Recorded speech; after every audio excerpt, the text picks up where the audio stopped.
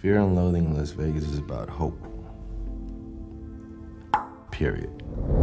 Fear and Loathing in Las Vegas isn't just another wild Hollywood film. It's a cult classic that perfectly captures the madness of Hunter S. Thompson's world. But behind the trippy visuals and unforgettable performances, the movie's journey was anything but smooth. From chaotic nights filming in real Vegas casinos to Johnny Depp living in Thompson's basement just to become Raoul Duke, the making of this film is filled with bizarre stories that sound almost too strange to be true, but they are. So what happened behind the scenes of this legendary 1998 film? Let's find out. Number 20, a movie and a legend. It was at the Woody Creek Tavern. and Which I've been to, yeah.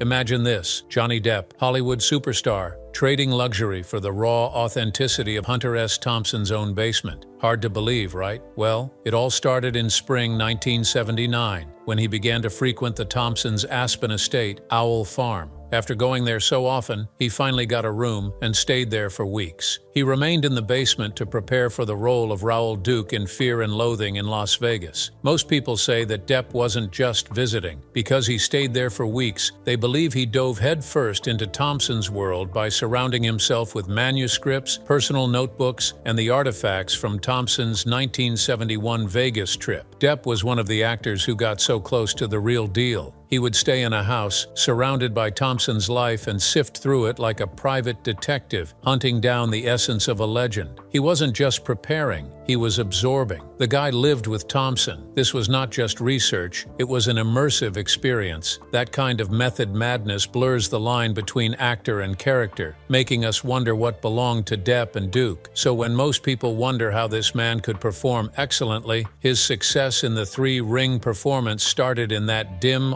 artifact-filled basement where reality, memory, and myth began to swirl together in a perfect storm of art. Number 19, borrowed swagger.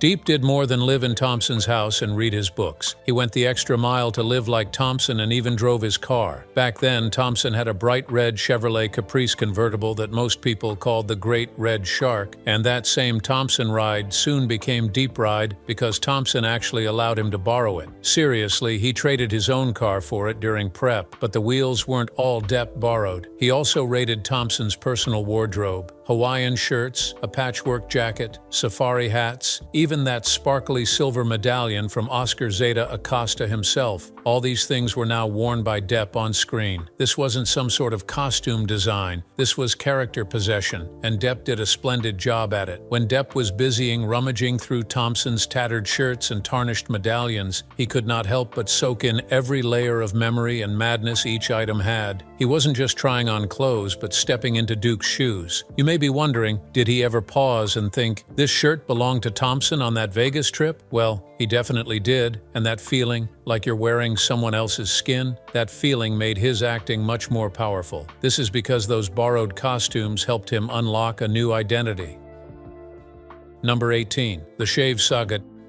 Depp really went all out while preparing for this movie. Not only did he slip into the Duke's mind, but he also permitted Thompson to take a razor to his scalp. That's right, the rumors are true. Hunter S. Thompson himself, who wore a miner's hard hat once, shaved Depp's head in his kitchen, and they used a straight razor. However, throughout that shave, Depp refused to look in the mirror. Do you think he was scared that he would look like a ghost of himself? Those intimate moments of Thompson being perched under the harsh kitchen light with a blade in his hand, while Depp closed his eyes, brought a tense quiet and a vulnerable moment that drew Depp closer to the character. It ensured his performance was rooted in trust and madness. That thinning hair look wasn't just aesthetic, it was a transformation. Depp shed more than hair during that process. He shed his identity and emerged as Duke, bald and bizarre, closer to the soul of his literary double. How many actors actually go this far? Let's just say, none like this. Because of this intimate moment they shared, the boundary between Depp and Duke is thinner every time Duke appears on screen. Number 17, snorting, the wrong stuff.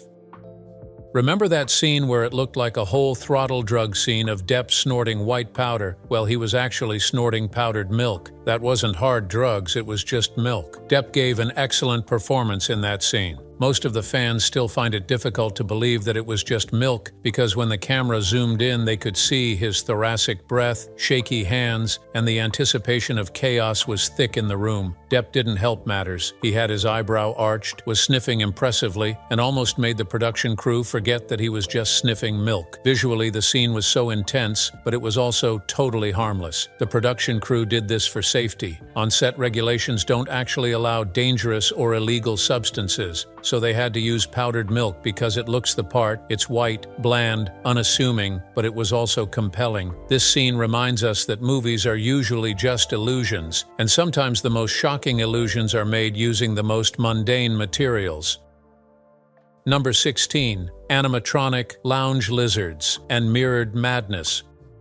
The neon-drenched casino is not just any ordinary casino. It is called the Bazooka Casino, where the patrons aren't just weird, they're lizards in suits. Here's the wild part. Those aren't CGI or costume extras. They're real animatronic lizards crafted by the legendary effects whiz Rob Bottin, the mastermind behind iconic creature effects in horror film history. The plan was ambitious. They wanted to have 25 scaly and surreal animatronic lizards on set, but alas, only 8 made it to the set. So the crew got creative. They dressed those 8 in different costumes, ran multiple motion control camera passes, and surrounded them with mirrored walls to multiply their numbers on screen. 2 intense days of filming turned a small batch of mechanical reptiles into a lounge of draconic weirdness. Isn't it wild how film magic turned 8 lizards and made them feel like a dozen? That mirrored room literally multiplied their presence. The aim here wasn't just eye candy. The producers wanted to create a sensory disorientation, delivering an acid trip feeling without actual acid. It's safe to say that they succeed because when you watch that scene, it's not just strange, it's unsettlingly hypnotic. Gilliam wanted you to feel like you've crawled inside Duke's hallucination, and thanks to Bottin's genius and some inventive filming, he pulled it off. Number 15. The Cameo King. Remember that bald guy with hippie glasses whom Johnny Depp's Duke walks past in one of the flashbacks? That's not an extra. It's Hunter S. Thompson playing himself. This was a fantastic scene for the fans to see. All those mashups of slow-motion shots, the groovy 60s lights, and a crowd of trippy party types could not compare to when Thompson entered the screen. Depp was busy narrating the scene, and then suddenly, Thompson appeared, blending into the scene and giving the camera a knowing glance before fading into the crowd. It was quick, but that moment was golden because this was no ordinary wink. It was a wink from the author himself, reminding you who's sporting the creation and who's living it. And yet, there's something almost uncanny about it. Seeing the real Thompson, unfiltered and authentic, helped bridge the gap between fiction and reality in just a glance. That same energy you would have if you spotted a filmmaker or creator cameo and thought, whoa, that's them, was the same energy the fans had when they saw that scene. That cameo isn't just a fun trick, it's a statement. It says, I'm still here, part of this chaos. It's a ghostly touch of authenticity in a film about illusions. Number 14. Cameo, again. Behind it. So what's the big difference? You don't have to look at me. That's why people like you don't have to. Then again, if you thought that was the only time Thompson appeared, unfortunately, you are wrong. Most of the show's die-hard fans will tell you when Depp was narrating something like, "There I am." Suddenly, the camera cuts and shows a man wearing sunglasses. Every time they tell this story, they insist that the man wearing the sunglasses was none other than Hunter S. Thompson, and that he was just playing an older version of Duke himself in that scene. This moment feels like stepping into a hall of mirrors. The actor plays the character, and then the real-life author plays the same character. It felt so surreal to the fans to have them coexisting in one blend of narrative layers. It's mind-bending, right? And so, Gonzo. This tiny scene becomes a conversation about identity, persona, and how fiction and life entwine. Terry Gilliam loved that blur. To have the man behind the myth show up in his own hallucinations, it was perfect. Even though he was only in fleeting shots, those few shots really stuck with the viewers. When Duke sees himself, we see Thompson through Duke, which gives us layers to unpack. Number 13. Bellhop Deja Vu. Do you remember that dwarf bellhop who used to hand the phone to Duke in the hotel? According to Thompson fans, that same tiny actor also played a bellhop in another Hunter S. Thompson adaptation of the 1980s, Where the Buffalo Roam, starring Bill Murray. The same actor and character type were busy bridging two films separated by almost 2 decades, but orbiting the Thompson universe. It's subtle, but it's there, offering fans a link, a secret handshake from one Gonzo adventure to the next. To Thompson fans, this film served as a hidden lineage and continuity of his extraordinary work, which they could not get enough of no matter how much they tried. Thompson did it so that the actor didn't just walk in once, he walked in twice, anchoring the Thompson meta-narrative in the background. It's like a nudge to say, hey, we're part of the same strange world. What made it even better was that the 1980 film Where the Buffalo Roam inspired some elements of the 1998 version, with Bill Murray playing a younger version of Duke. So this bellhop's presence feels like the thread that ties two wild interpretations of Thompson's mindscape together. Number 12. Freak Power Poster. As seen on Reddit, most of the film fans loved the Freak Power poster because it gave them the thrilling feeling of having to step into Dr. Gonzo's chaotic office and seeing not just this quirky, vintage campaign poster on the wall, but also every single piece of artifact that made the film amazing. The reason this poster gave them this feeling is because the poster is a direct nod to Hunter S. Thompson's real-life 1970 run for sheriff of Pitkin County, Colorado. Thompson, who was running under the Freak Power ticket, wanted to shake up Aspen politics by decriminalizing drugs for personal use, turning streets into grassy pedestrian malls, banning buildings that darken the mountain views, and even renaming Aspen Fat City to deter investors. This wasn't some forgotten hippie slogan. It was a genuine political platform, steeped in Gonzo conviction and counterculture flair. While Thompson was working towards making this massive change, the fans could not help but notice that same symbol, a two-thumbed fist clutching a peyote button, gracing Thompson's campaign posters, and even popping up as Easter eggs throughout his artwork. Every time they saw this poster, they were reminded of the fantastic works he had done in the movie industry, and to a high level, it just made the people want to be more invested in the movie. However, some critics usually asked why this was included in the movie. The truth is that it was more than just decoration. It was and still is a visual echo of the real Thompson, reminding everyone of the man behind Raoul, the oddball warrior, the journalist with radical ideals. This rebel ran for public office on a platform that defied logic. When the camera captures that poster, a wink indicates that Thompson is still present. It subtly grounds the film's insanity in a real-life idealism gone gonzo. It asks how real a riotous acid trip can be if rooted in actual political events. That tension between fact and fantasy fuels much of Duke's energy. That poster was a set detail that would make anyone pause and want to dig deeper into the movie. Yes, it was the smallest prop, but most people say it was the most profound backstory. Number 11. A cactus that haunts your eyes. Was not to take me on the story. He took a Samoan lawyer in case he got into trouble. The cast of this show once complained that Duke's hallucinations would often crawl through the screen and dissolve reality. However, amid this whole mayhem, there was always a prickly oddity hiding in the background, and it was none other than a bizarre cactus, looking as unwieldy as it is surreal. And guess who designed it? Ralph Steadman, the iconic illustrator of Fear and Loathing in Las Vegas, the novel, himself. Steadman's illustrations are as much part of the story as Thompson's words, so it makes sense that Gilliam would plant one of Steadman's creations into the film. This cactus first shows up during the famous bat hallucination and keeps popping up like a weird mascot or visual whisper. IMDb trivia confirms this prickly presence, and producers joke that Gilliam was always grumbling about having to lug it around the set because of how bulky it was. As for the fans, they were amazed at how this surreal piece of art turned physical prop, lugged from one scene to the next, surviving sweaty filming and neon chaos. You can almost hear Gilliam grumbling, "Seriously, why is this cactus so heavy?" That cactus wasn't just set dressing, it was a little piece of illustration that came to life. It was like a ghost from the page haunting the film, reminding us of the book's origins.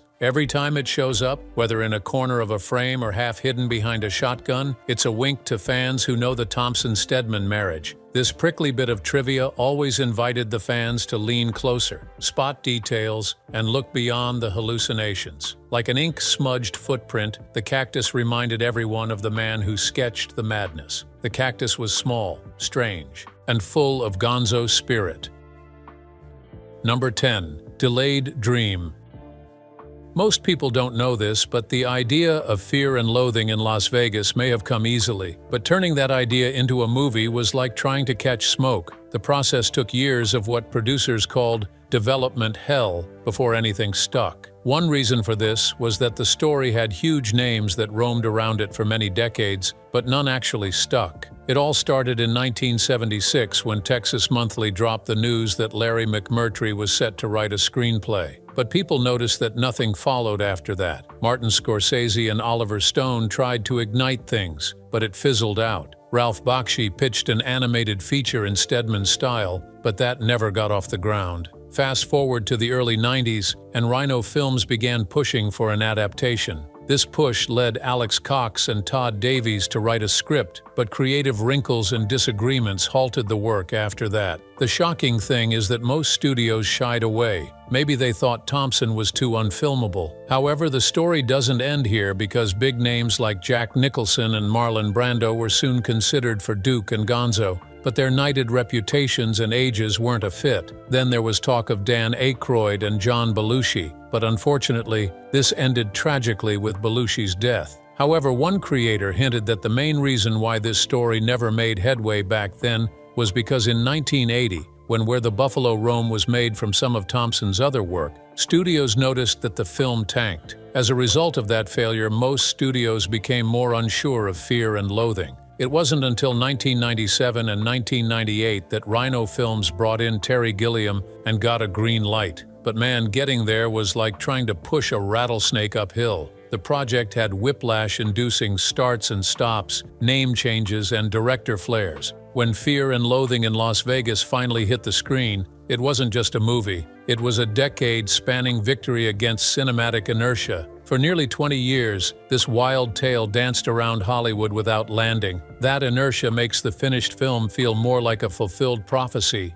delayed, devious, and Gonzo perfection. Terry Gilliam publicly burned his Writers Guild of America membership card, and he did it because of a credit dispute that boiled over. The story starts as the film nears completion. The WGA claimed that Alex Cox and Todd Davies deserved sole writing credit because they'd done previous script drafts, even though none of those versions made it into production. Gilliam and co-writer Tony Grisoni argued that their script was original, written directly from Thompson's book. However, under Guild rules, they had to prove they wrote at least 60% of the screenplay to get credit removed. This did not sit well with Gilliam, so he publicly pushed back. He and Grisoni filled out reams of paperwork and arguments to document the credit. Ultimately, the WGA revised its decision. Like that, Gilliam and Grisoni received top billing, followed by Cox and Davies. Still, to Gilliam, the fight wasn't worth the compromise. As a result, during a book signing tour on the 22nd of May 1998, he marched down to signings,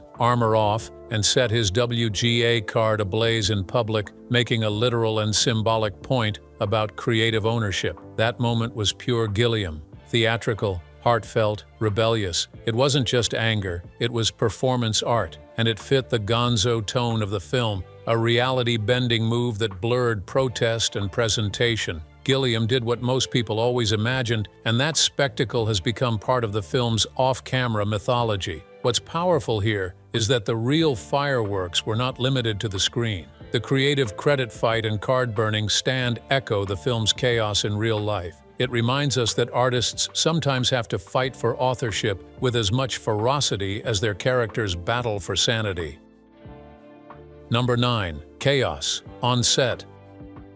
The absolute madness of this was filming inside real Vegas casinos. Most times, the crew would arrive after midnight, and they would be lugging equipment into the gaudy glare of slot machines and neon-lit tables. Rumors have it that they would even film between 2 a.m. and 6 a.m., and the set would have just 6 gambling tables. Gilliam later admitted the process lacked organization. He said, "It was a strange film, like one leg was shorter than the other. There was all sorts of chaos." Then there was the exterior magic of the Bazooko Casino. Instead of relying on struggling permissions, the team constructed that neon nightmare on a Warner Bros. Soundstage using rear-projected footage from the TV show Vegas to evoke a surreal, period-updated version of 1970s Las Vegas. In essence, Gilliam and the cinematographer Nicola Pecorini were busy building a Vegas unlike the one you've seen. Instead, they were busy building a go-go dreamscape dripping in hallucinogenic nostalgia. The cinematographer said old Vegas footage heightened the film's already otherworldly tone an extra notch. The chaos found on that set went a long way in mirroring Duke's unraveling psyche.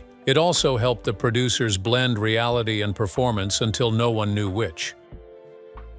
Number 8. Authentic Vegas tone. The filmmakers of this film wanted one thing to stand out. They wanted the fans of this show to be fooled by a set that just looked so undeniably real, and they went all out to make sure that happened. First, they made sure that the exterior of the Bazooka Casino was shot on location at the real Stardust Casino, a now-defunct Vegas landmark. That gave the facade genuine vintage authenticity. They couldn't rely on actual casinos, so Gilliam built the interiors on a soundstage. But he didn't stop there. Gilliam and his crew used rear projection footage from the TV series Vegas to layer in time and space. This technique gave the environment the glowing, warped quality of a Vegas memory or hallucination. According to cinematographer Nicola Pecorini, that trick shot elevated the film's already otherworldly tone an extra notch. So, for everyone who used to ask what would happen if a group of people decided to merge authentic Stardust exteriors, fabricated interiors, and 70s visuals layered atop 90s film stock, the answer is that you would get Fear and Loathing in Las Vegas, a cinematic trip that hits just like one would feel. It's not just Vegas. It's an idealized fever dream version of Sin City filtered through Duke's mind. It's immersive, visually disorienting, and emotionally vibrant. It invites you to watch and feel the acid-tinged neon buzz. This film intentionally plants seeds of doubt early. Blending real and constructed environments is part of the ride, keeping you off kilter, just like Duke. Number 7. Box office bomb. According to research, the movie's production cost was around $18.5 million. Back in 1998, that was a sizable gamble. However, when this movie hit the theater on the 22nd of May, 1998, the results were rather underwhelming. Domestic ticket sales pulled in approximately $10.68 million, with international ticket sales adding just $3.03 million. All added to a global total of around $13.7 million.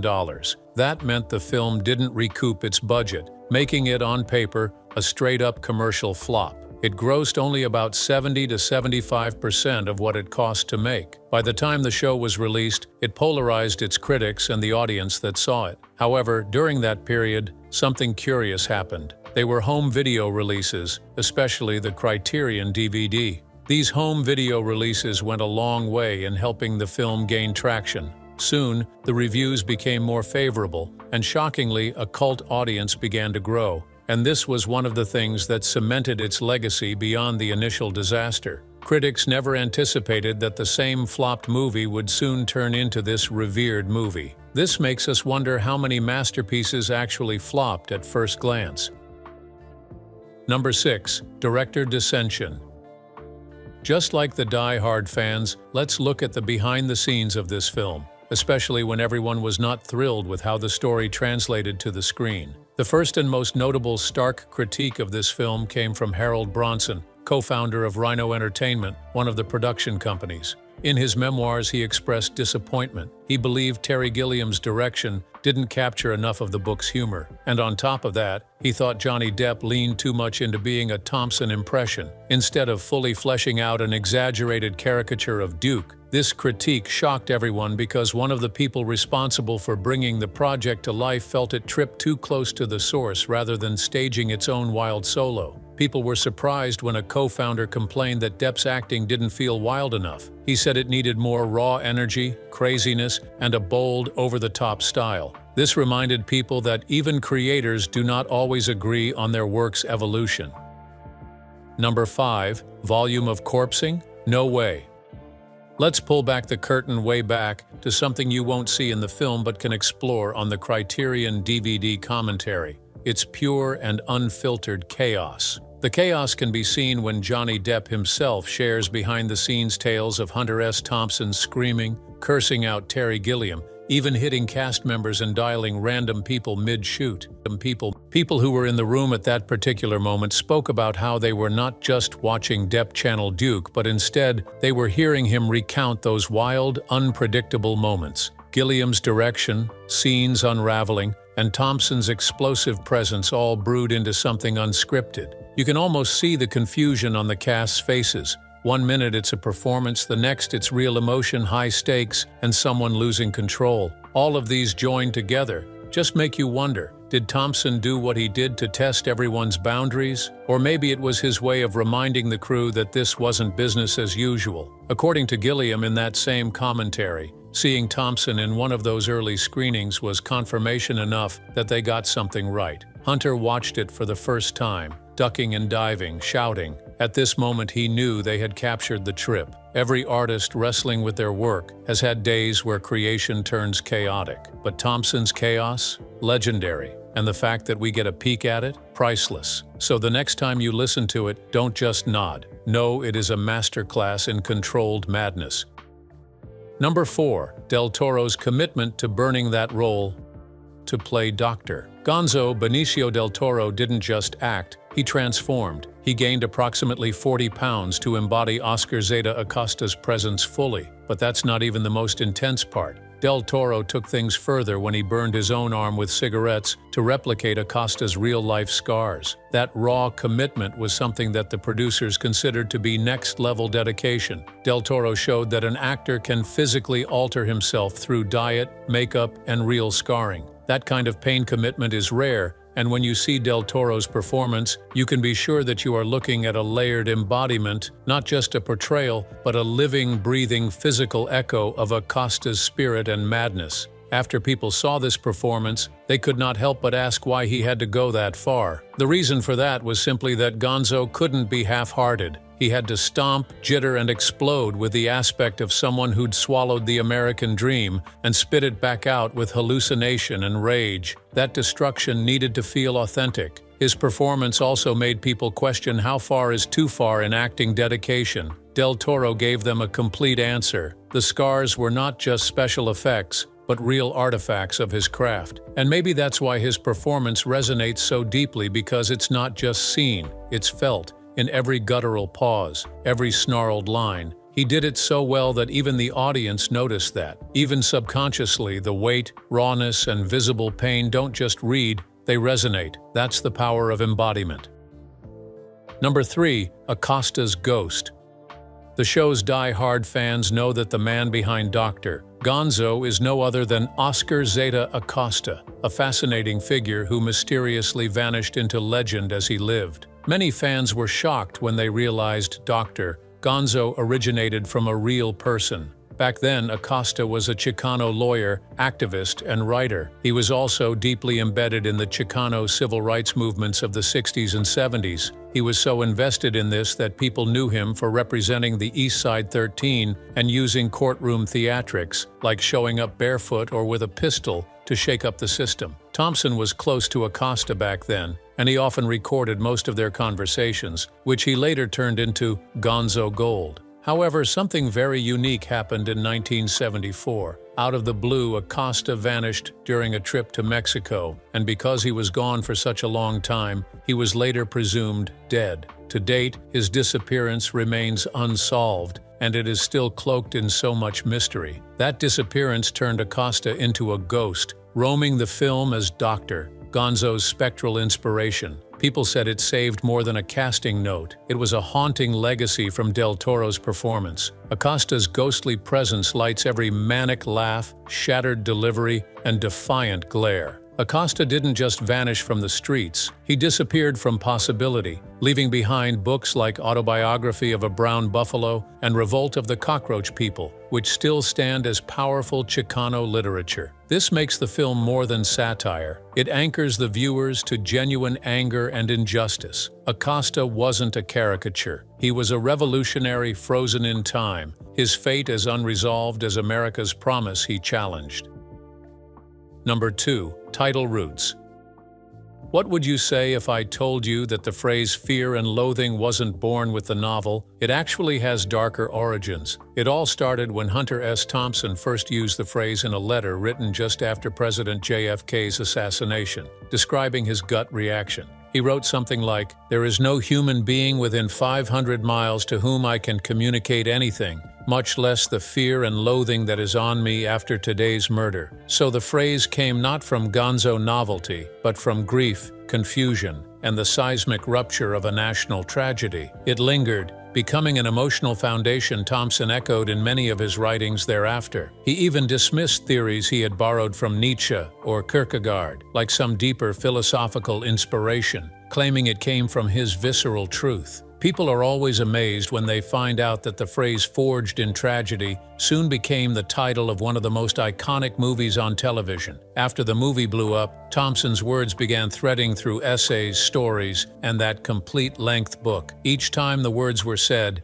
they carried the same resonance from that first moment of raw, unfiltered human reaction to horror. The title isn't just catchy, it's fraught with collective trauma and personal shock. Thompson carried that emotional sediment into a trip to Vegas, turning catastrophic grief into a surreal spectacle. Number 1. Background. When the film was in early development, it went through several directors before Terry Gilliam came on board. At one point, Alex Cox, director of Repo Man, was hired and even did early drafts of the script. But Hunter S. Thompson himself hated Cox's approach, especially because Cox suggested animating parts of the story. Thompson was so angry at that idea that he threatened to curse the project if it went forward without respecting the book's raw, chaotic spirit. It wasn't until Gilliam took over with his insistence on sticking close to Thompson's original text, often lifting dialogue straight from the book, that the movie finally got the green light. In fact, about 49% of the film's dialogue is word for word from the novel, which is unusual for an adaptation. So, what do you think? What weird facts about fear and loathing in Las Vegas surprised you the most? Did you already know any of them?